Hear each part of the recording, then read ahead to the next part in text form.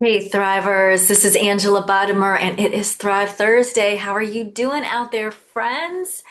I want to talk to you today about a little something called brain drain. Have you experienced it? I know a lot of you know what I'm talking about. Do you ever get that feeling that you are frantic, like your brain is racing way ahead of your to-do list or your task in front of you? I want to help you shift from frantic to more focused so that you can thrive more personally and productively, and you'll have better performance, greater productivity, and much more well-being. So how does that sound?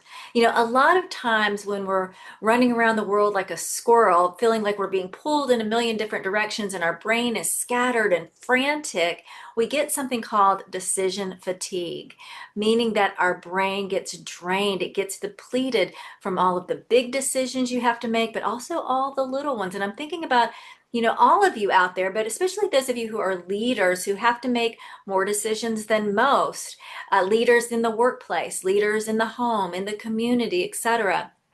And so those decisions start to add up. And what happens with decision fatigue is that the quality of your decisions declines.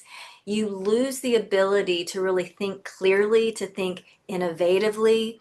A lot of people, when they hit this decision fatigue, make more impulsive decisions because they just feel so overwhelmed. And many people just avoid decisions altogether. They get stuck in analysis paralysis. And guess what? Not making decisions is making a decision. Everything has consequences, whether you're making decisions in a timely way, decisions that are productive and useful, or simply, avoiding the decision-making process. So we really want to look at decision fatigue and the consequences of that and how we can combat it or prevent it. So I have a few strategies for you to prevent that brain drain and to prevent that decision fatigue. And one thing is to automate your decisions, meaning take some of those smaller decisions, because every decision you make, even those daily decisions, take some mental energy. So go ahead and automate a few of those decisions, like what you're going to eat that night. Listen, as a psychotherapist and executive coach, that is one of the biggest problems I see in households. That 5 o'clock, 6 o'clock, 7 o'clock time when families are coming home from their day and trying to decide, what are we going to eat? That's the big question. And bam, fireworks over a seemingly innocuous topic when families are trying to collaborate on just what to eat for dinner. And that is oftentimes because of decision fatigue. Now, I know there are other things involved, but decision fatigue can be a primary reason why this is happening. So go ahead and have a schedule. Go ahead and do the food prep so that there are no questions around dinner time. You can also automate decisions around what you're going to wear that week so that every morning you're not getting into a frantic state before you even start your day trying to figure out what you're going to wear. Go ahead and do that. And if you have the ability and the wherewithal to delegate some of these smaller decisions, please do. If you can find an assistant, a virtual assistant that you trust to help you with some of the decisions that you're making, let's go ahead and do that. That can help a lot. I have seen miracles happen with some of my clients when they delegate some of these things. The other thing you can do is batch your decisions. So you've heard me say this before, but let's think about just emails, for example. We've got to make decisions with emails, and a lot of times it's a timely issue, it's an urgent issue. Go ahead and check those emails at 9, 12, and 5 on a regular basis. Now, I know that there are things coming down the pike sometimes that have got to be handled between 9, 12, and 5.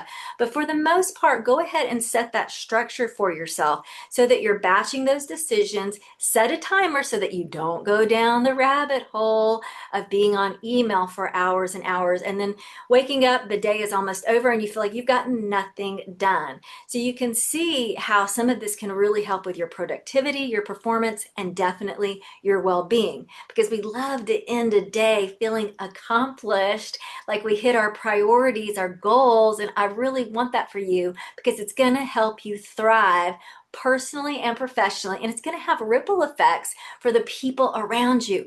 They're taking their cues from you, friends. They're watching you. Even those finicky teenagers who think that you're lame. Yes, I've heard that. I've heard the word lame from my sweet teenage godson and nephew. And yeah, they're watching. They're taking cues from you. Not only are you're modeling that behavior, but you are putting out energy that people can feel. The household, the workplace can feel the mounting tension, the frustration, the overwhelm. They can also feel your calm confidence and your serenity and that attitude of, I've got this, right? We got this.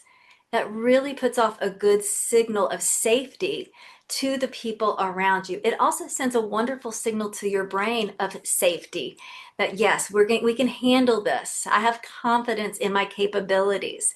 So automating your decisions, batching those decisions, and then let's throw in a resilience reboot.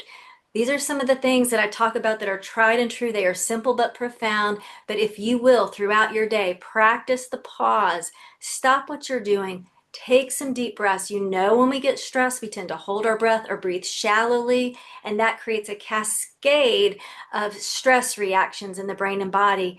And again, this goes back to decision fatigue and just feeling that brain drain. It certainly is going to prevent you from thriving. So do some of that deep breathing, get up, move your body just for a few minutes, dance it out, take a little walk, do something to move the body, some yoga poses, and come back to the task feeling refreshed and restored with greater clarity and energy.